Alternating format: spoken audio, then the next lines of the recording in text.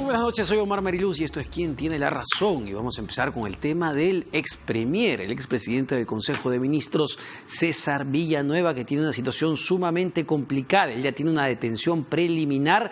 No hay que olvidar, por un caso él se le acusa de tráfico de influencias, de haberse acercado a un fiscal superior, a un fiscal adjunto. Incluso hay un empresario minero amigo que estaba fungiendo de intermediario ahí para tratar de influir en el caso de corrupción, en el caso Lavallato, por el cual está siendo investigado en el equipo especial Lavallato. Y acá hay que separar dos cosas, porque se puede prestar a confusión, porque durante el día la fiscal Betsabe Revilla ha solicitado una comparecencia restringida para el ex premier César Villanueva. Pero hay que aclarar eso, porque está pidiendo esta fiscal requerimiento de prisión preventiva por el plazo de 18 meses, pero ojo, no para César Villanueva, sino para el fiscal o exfiscal Alberto Orlando Rosell Alvarado, un fiscal superior, y para el fiscal adjunto Ronald Nicolás Chafloque Chávez. Y un requerimiento de comparecencia con restricciones e impedimento de salida del país para César Villanueva y también para el empresario José María Santiesteban. Esto es por el caso de intentar influir, de intentar entorpecer la justicia, la investigación por el caso de sobornos en toda la trama Lavallato, que le salpica evidentemente al ex premier cuando era presidente regional de San Martín. Pero lo que ya tenemos confirmado, como lo habíamos dicho acá en Quién Tiene la Razón, es que el equipo especial Lavallato, el fiscal Germán Juárez, está pidiendo también una prisión preventiva para el ex premier César Villanueva, pero ya por el caso de fondo, por el caso de corrupción, porque lo que han dicho hasta 3 exdirectivos de la constructora brasileña es que efectivamente se le entregó sobornos a César Villanueva para que entregue la concesión de la carretera San José de Sisa.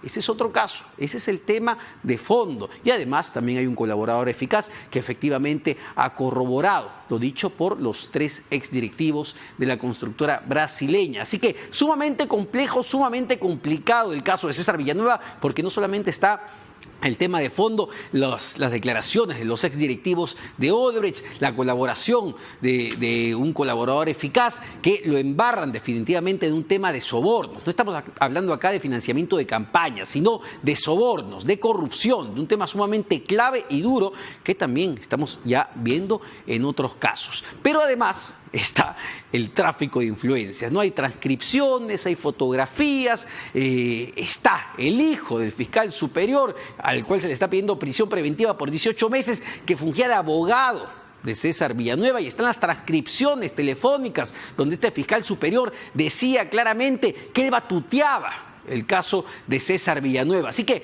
es un caso sumamente complejo y claramente hoy día el fiscal superior Rafael Vela ha dicho que es clarísimo el intento de entorpecer la justicia por el lado de César Villanueva. Entonces vamos a ver qué es lo que decide finalmente el juez Jorge Chávez Tamariz, que entiendo que es el juez que va a ser el encargado de evaluar este pedido de prisión preventiva que va a solicitar, entiendo, en los próximos minutos el fiscal Germán Juárez. Pero para analizar estos temas justamente quiero presentar a mis 2 distinguidos invitados, la abogada penalista Romy Chan y al doctor también abogado Carlos Rivera, a quienes les agradezco por acompañarme esta noche.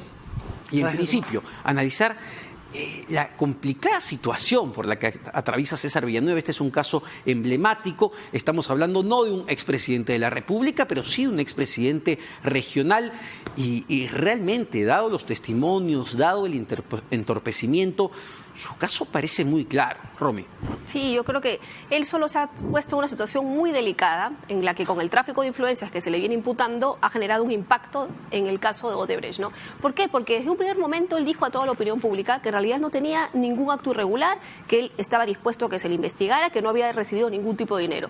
Pero eso no se condice, bajo la lógica incluso, con el hecho de que él tenga que buscar al fiscal o tenga que buscar llegar al fiscal que está viendo el caso, porque el que no tiene nada que ocultar no tiene necesidad de participar en un tráfico de influencias, ¿no? Entonces, definitivamente, su comportamiento en un caso ha generado un impacto en el otro, al punto tal que ahora en el otro caso se le viene la noche porque están pidiendo la prisión preventiva contra él. Bueno, y acá hay que hacer, digamos, un reconocimiento también a la labor que ha jugado en todo este papel la DIVIAT, ¿no? Esta división de la policía que ha estado de alguna manera investigando a los políticos involucrados en temas de financiamiento financiamiento, en temas de corrupción, porque ellos a partir de fines de agosto empiezan a investigar, digamos, la forma de proceder de César Villanueva, al punto que en el pedido de detención preliminar que se le dio y que aceptó el juez, uno ve fotografías, uno ve transcripciones y claramente a la simple lectura uno ve un intento de entorpecer la justicia.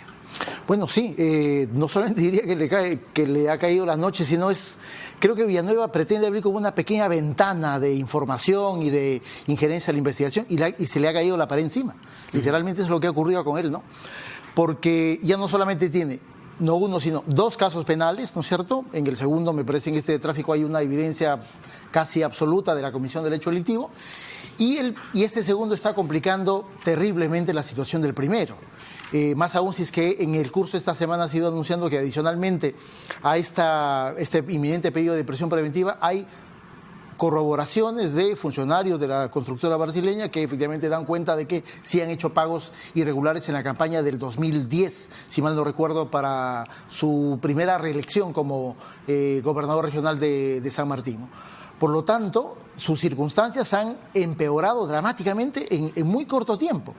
Y creo que ese empeoramiento se debe básicamente a la pésima estrategia de defensa que ha desarrollado él mismo y supongo yo a un momento de desesperación, porque si bien es cierto, recordemos a Villanueva cuando da una conferencia de prensa en el Congreso de la República, sí, dice, yo voy a denunciar a los brasileños, ¿no es cierto? Cosa que nunca hizo, creo que simplemente fue una suerte de declaración para la tribuna, porque él sabía exactamente cuál era el nivel de complicación que tenía y pretende influenciar a la Fiscalía, porque sin duda no hace semejante maniobra para tener información del expediente, porque eso tu abogado lo puede conseguir y sacarle fotos en el acto. Ahora, pero para cualquier persona, no hay que ser abogado, para cualquier persona que esté más o menos interesada en el caso de César Villanueva, hubiese resultado sumamente sospechoso que contrate de abogado al hijo de un fiscal superior, un abogado que entiendo no tenía pues los pergaminos o la experiencia para asesorarlo en un caso tan complejo como este.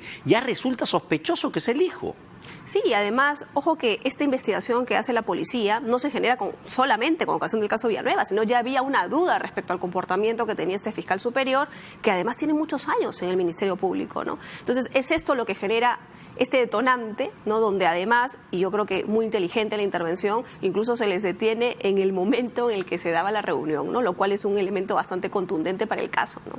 Claro, pero que también nos lleva a pensar cuál, digamos, es el nivel de interferencia que hay en este momento en el Ministerio Público. Vamos, estos señores lo que intentaban hacer de alguna manera era acercarse a un miembro clave del equipo, nada menos que del equipo especial Lavallato. Me refiero al fiscal Alexander Taboada, que de inmediato el fiscal Rafael Vela, a cuenta de esto, decide separarlo, ponerlo a disposición de la fiscal de la Nación, evidentemente pues porque tenía al menos la duda de que este señor podía ser un topo dentro del equipo especial. Entonces uno dice, ¿cuántos, digamos, no sé, filtros, agujeros hay en este momento en el Ministerio Público de gente que busca entorpecer la justicia? Mira, yo estaría convencido de que no es el primer caso y creo que tampoco va a ser el último, ¿no? De que los investigados pretendan infiltrar el equipo especial, ¿no? Creo que la estrategia que ha desarrollado Villanueva es más o menos un poco el ejemplo de lo que se debe estar haciendo, ¿no es cierto? Buscando conexiones no directas, porque sería, como se dice, muy rochoso, ¿no es cierto?, sino indirectas en personas que tengan algún nivel de influencia, conocimiento y manejo del escenario del Ministerio Público. Y ahí el rol que cumple este fiscal Rosell es fundamental. No solamente en el argumento de, oye, te presto a mi hijo, ¿no? Ese es en realidad es, te presto a mi hijo para que aparente ser tu abogado, yo tuteo la defensa, sino creo que el elemento fundamental de la presencia de Rosell es de los vínculos con los otros fiscales. Ese es el puente. Él es el puente. Porque era un fiscal superior. Porque era un fiscal superior, ¿no es cierto? Y seguramente buscaba ejercer su nivel de ascendencia dentro de la organización del Ministerio Público, ¿no? No creo que haya sido el único momento en el que se haya hecho esto. A mí no me queda claro cuál es la decisión, más allá del apartamiento que Vela ha dispuesto sobre el fiscal Taboada, cuál es su nivel de vinculación, porque no conozco que hasta ese momento se haya abierto una investigación de control interno y menos una investigación penal.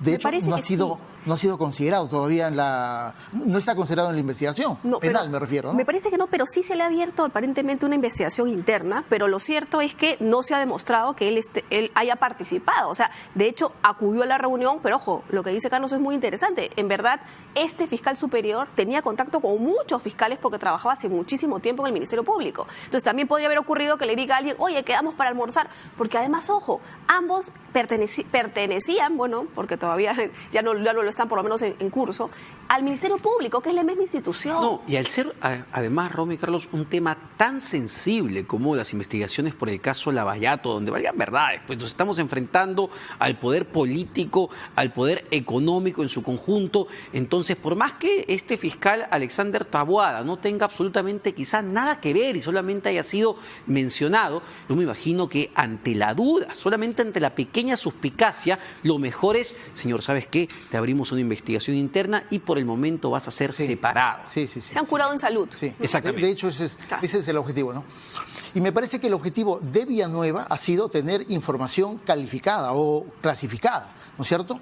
Porque claro, él se enfrenta a una investigación recientemente abierta y me parece que lo que pretende obtener es qué cosas están diciendo los brasileños. Eso es, yo supondría que es... Eso en el mejor de los casos, porque en el peor de los casos ha sido influir directamente. Obviamente, y con esa información desarrollar una estrategia de defensa que tenga la capacidad de petardear o perturbar el normal desarrollo de la investigación, sin duda alguna. Ahora, ¿por qué esta diferencia, Romy? Quizá tú nos puedes ayudar a entenderlo. La fiscal Betsabe Revilla, que son dos casos separados, pide para César Villanueva comparecencia con restricciones e impedimento de salida, mientras que para el fiscal superior y el fiscal adjunto involucrados en todo este tema de tráfico de influencias pide sí 18 meses de prisión preventiva, mientras que Germán Juárez, para su caso de corrupción, él sí pide o va a pedir prisión preventiva para César Villanueva. ¿Por qué esa diferencia o ese trato distinto en estos casos? Bueno, porque en verdad son dos casos diferentes con gravedad distinta. O sea, el caso de Odebrecht de corrupción es un caso mucho más grave, donde hablamos de una supuesta organización criminal y claro, las penas que se podrían afrontar son penas mayores. Mientras que en el caso del tráfico de influencias, realmente los personajes principales en torno a los que gira la investigación no es tanto Villanueva ni el empresario Santiesteban, sino el fiscal superior y los funcionarios públicos involucrados. Entonces son ellos los que en principio serían autores de este tráfico de influencias y del patrocinio ilegal, que afrontaría penas de 4 a 8 años y en el otro caso penas de hasta 2 años. Mientras que Villanueva sería el no funcionario público, sino el ciudadano, el particular, que habría intentado, por eso la imputación es a título de instigación, ¿no?, que se realice este tráfico de influencias. Y ahí la pena iría de 4 a 6. Entonces, cuando hablamos ya de prognosis, de pronósticos de sanción, obviamente en un caso el pronóstico de sanción tal vez incluso pueda quedar corto respecto a los 4 años que se requieren para la prisión preventiva, mientras en el otro caso es contundente. Lo cierto es que la detención preliminar por los 7 días se generó con ocasión del tráfico de influencias. Y ahora, bueno, en un trabajo conjunto, que además entiendo es estratégico también de parte de la Fiscalía, en estas dos investigaciones, lo que se está haciendo es aprovechar que está este plazo de detención preliminar para, en el otro caso, pedir la prisión preventiva. Ahora, ¿cuánto más allá de solamente algunas personas se podría ir para tratar de entender el nivel de penetración de la corrupción en el aparato público? No solamente hablando de la región San Martín, yo puedo estar convencido de que esto se ha replicado en diversas regiones con diversos presidentes regionales, pero también me interesaría saber cuál es el nivel de conexión, por ejemplo, con el Ministerio de Transportes y Comunicaciones, porque uno de los funcionarios del gobierno que estaba involucrado en este tema de la concesión de la carretera San José de Sisa había trabajado previamente en el Ministerio de Transportes y Comunicaciones. No sé cuáles son las redes de corrupción vigentes y si se siguen articuladas en este momento. Mira, en algún momento del gobierno pasado, ¿no es cierto?, de los 25, 26 gobernadores regionales, 8 estaban en prisión. Y me parece que otros 4 o 5 tenían acusaciones graves de delitos de corrupción. Sin hablar de alcaldes, ¿no? Sin hablar de alcaldes, ¿no? Que debe ser un panorama mucho más deprimente y grave. Pero por lo tanto, el esquema de la corrupción no solamente se ha dado a nivel del gobierno central, que es las megasobras, ¿no es cierto?, los contratos multimillonarios, sino también a nivel de estos gobiernos regionales. Por un dato muy importante, desde hace 10 o 15 años los gobiernos regionales comienzan a tener presupuestos multimillonarios, ¿no es cierto? cierto? El caso de Ancash, el caso de San Martín, el caso de Ayacucho, ¿no es cierto? Creo que son grandes ejemplos de cómo hay una gran oferta económica, ¿no es cierto?, y la necesidad de ejecutar ese presupuesto. El hecho de que se hayan venido desarrollando ese tipo de estrategias dan cuenta de que en algunos casos, en realidad no queda duda, creo que Álvarez es el gran ejemplo, el objetivo de llegar al gobierno regional es básicamente de capturar un botín, ¿no es cierto? Porque básicamente la estrategia que se va desarrollando desde el primer año de gobierno es justamente sustraer fondos públicos. Es ahí que se hace súper importante, y de nuevo el caso Ancash es un caso sumamente ejemplificador, que se van desarrollando diversas estrategias de control, no solamente de la instancia regional, sino de contactos con dependencias del gobierno central, claves para la toma de decisiones y para la habilitación de mayor presupuesto, el Ministerio de Transportes y Comunicaciones, o el Ministerio de Salud, o el Ministerio de Educación. Es decir, creo que ahí se va desarrollando este tipo de estrategias dependiendo de qué tanto dinero existe para ejecutar en obra pública, fundamentalmente, que es donde se puede desarrollar otro tipo de estrategias vinculados a la forma como voy no solamente robándome el dinero, sino estafando al Estado. Ahora, quiero entrar al tema de Keiko Fujimori, pero sin desvincularlo del caso de César Villanueva, porque quiero entender desde el punto de vista legal cómo la sentencia del Tribunal Constitucional que excarcela a la señora Fujimori puede terminar impactando en casos como este, ¿no? En casos donde claramente hay testigos, hay corroboraciones, hay colaboradores eficaces, hay un tema de entorpecer la justicia, pero una sentencia, el máximo órgano constitucional de interpretación de la Constitución, puede terminar afectando en, digamos, este tipo de investigaciones, Romy. Sí, lo que pasa es que, a ver, tenemos dos órganos distintos. El Poder Judicial, que es el órgano llamado a resolver los conflictos, de establecer, ¿no?, la responsabilidad o no responsabilidad o inocencia de una persona, y el Tribunal Constitucional, que más bien es el órgano llamado a proteger los derechos de los ciudadanos. Entonces, los ciudadanos tenemos derechos a todo nivel, sea ya a nivel privado, a nivel público, e incluso a que los jueces apliquen las normas conforme a lo que dice la Constitución. Por eso es que un juez, para poder ordenar nuestra detención, tiene que fundamentarla adecuadamente. No podría nunca decir que vaya detenido porque me cae mal, porque claro, eso sería vulnerar mi derecho. Y eso es de lo que se encarga el Tribunal Constitucional. El problema y un poco la polémica se genera cuando esos límites no se respetan y queda un poco la duda de si realmente el Tribunal Constitucional está únicamente evaluando si con la resolución que da el Poder Judicial se están respetando o no los derechos, o si a veces pasa la raya y va un poco más allá respecto ya a la responsabilidad o inocencia de la persona. Y esa justamente es la polémica en el caso de Fujimori y que puede darse en cualquier otro caso. Digamos, en vista de la sentencia que ha dado y los fundamentos de los magistrados, para ti ¿se está transgrediendo, se está, digamos, yendo a un fuero que no le corresponde al TC?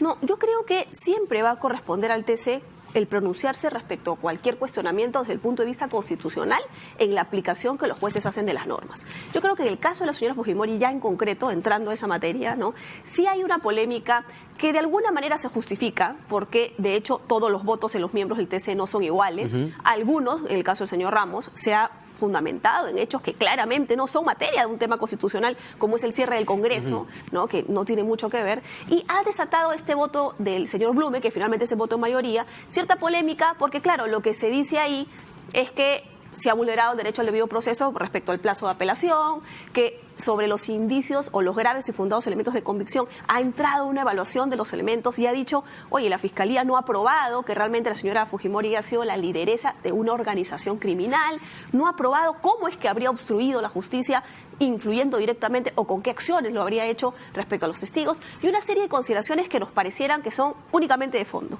Yo sí ahí discrepo, porque a mí me parece que sí hay algunas consideraciones desde el punto de vista constitucional, porque de hecho uno de los presupuestos de la prisión preventiva justamente es la existencia de fundados y graves elementos de convicción que respalden el delito. Y honestamente yo creo que independientemente de si el TC actuó bien o actuó mal, lo cierto es que en este momento la prioridad para el Ministerio Público no debería ser estar buscando el revocar la resolución del Tribunal Constitucional, sino plantear la acusación.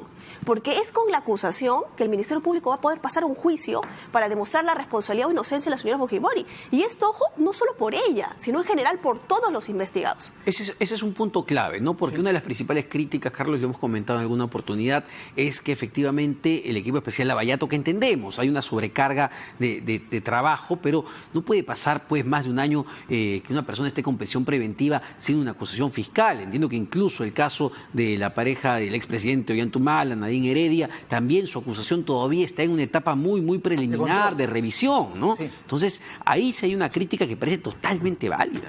Mira, coincido con eso, ¿no? El Ministerio Público, creo que entre fines de este año y inicio del próximo, dada la temporalidad de las investigaciones, me parece que ya va a tener que enfrentar el momento de pasar a una siguiente etapa, que es justamente la formulación de las acusaciones. Salvo el caso Toledo, por el caso Ecoteva, que es el caso más antiguo, y el caso Humala Heredia, sobre el cual estamos en un largo control de acusación, que ojalá termine este año. En realidad, el resto de casos está todavía en una etapa de investigación. Las informaciones que da el Ministerio Público y los argumentos que han desarrollado en las audiencias de prisión preventiva, pareciera que el Ministerio Público ya tiene una evidencia más o menos suficiente como para plantear una acusación, y por lo tanto el hecho de haber logrado prisiones preventivas en varios casos, pero que el tiempo que ha ido pasando se va agotando y va gastando esa prisión preventiva, me parece que hace absolutamente necesario que el Ministerio Público pase a una siguiente etapa, porque en realidad también la presión que hay sobre el Ministerio Público es otro elemento que juega, desde mi punto de vista, de una manera muy relevante por la naturaleza, por la complejidad, por la dimensión política de todos estos asuntos, pero además por un asunto súper importante: tampoco las investigaciones pueden ser tan extensas, sí, claro, tan largas, ¿no es cierto? Y se necesita, así como el Tribunal Constitucional se ha puesto a valorar la prueba desde mi punto de vista casi como jueces penales, creo que merecemos también que desde el Poder Judicial haya un primer pronunciamiento que diga: oye, estas van a ser mis consideraciones generales sobre el caso Lavallato.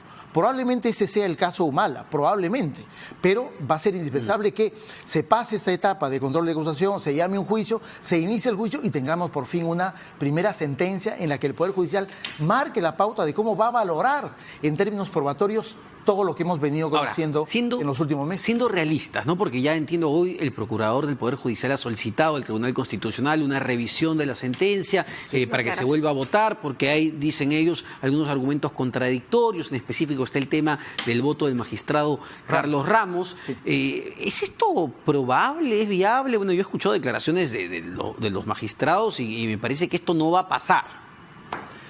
Mira, a ver, nosotros alentamos una suerte de precedente que es un poco a lo que Pérez Gómez ha hecho referencia, ¿no? El año 2013, en el caso del Frontón, nosotros encontramos una discrepancia entre los votos que había emitido Vergara Gotelli como voto singular y la sentencia que Vergara Gotelli había hecho en términos de si es que el Frontón era o no un crimen de lesa humanidad.